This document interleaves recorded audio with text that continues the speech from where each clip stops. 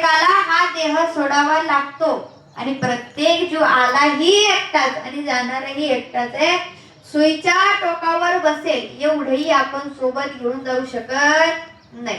मग सोबत जातं काय तर आपण केलेलं कर्म. मग जोपर्यंत आपण आहोत तोपर्यंत चांगलं कर्म करा, कारण कर्म हे कोणालाही चुकत नाही. भगवंताला देखील चुकलं नाही. कर्मे श्रीराम वनवासा गेला. कर्म भगवंतालाही चुकलं नाही. कर्मामुळे भगवंताला देखील 14 वर्षाचा वनवास भोगावा लागला. मग तुम्हा आम्हाला चुकणार आहे का तर नाही. केले कर्म झाले त्याची भोगाले, उपजले मेले ऐसे किती. मग आपलं कर्म कोण बघतो? आपलं कर्म कोण बघतं तर आपल्या खांद्यावरती यमाचे 2 दूत असतात. तर त्या यमाचे जे दूत आहे तर उजव्या खांद्यावरचा जो दूत आहे तो चांगलं कर्म लिहून ठेवतो आणि डाव्या खांद्यावरचा जो दूत आहे तो वाईट कर्म लिहून ठेवतो.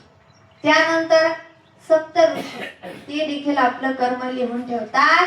त्यानंतर आपल्या मनाला माहिती असतं की आपण चांगलं कर्म करतो की वाईट. आपण हे काम करतोय ते चांगलं आहे की वाईट आहे हे आपल्या मनाला माहित असतं. म्हणून आपलं मन सुद्धा आपलं कर्म लिहून ठेवत असतं.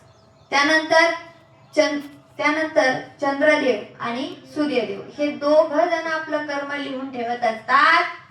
मग आपलं चांगलं कर्म काय आणि वाईट कर्म काय याचा हिशोब वरती गेल्याच्या नंतर होतो आणि त्याच कर्मानुसार आपल्याला पुढचा जन्म मिळतो. जसं कर्म असेल तसं पुढचा जन्म मिळतो. त्याच्यानंतर पाप आणि पुण्य समान झालं की आपल्याला पुढचा जन्म मिळतो.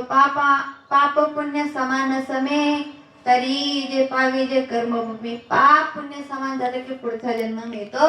त्याच्यानंतर वासना. मरणाच्या वेळी जशी वासना असेल तसा पुढचा जन्म मिळतो. कसं तर जड भरत राजाचं उदाहरण सर्वांना माहितीये. एक दिवस त्याला एक हरण सापडल्याच्या नंतर तो तिला घरी घेऊन आला. एवढा सांभाळ केला की प्रत्येक क्षणाला तिचाच विचार त्याच्या डोक्यामध्ये राहायचा. परंतु एक दिवस हरणांचा कळप आला आणि त्या कळपामध्ये ती हरिण निघून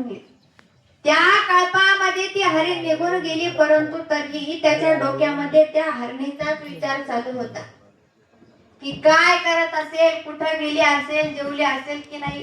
सतत तेवढाच विचार चालू. त्याचा अंत काळ जवळ आला, मरण काळ जवळ आला तरीही तोच विचार त्याच्या मनामध्ये चालू होता.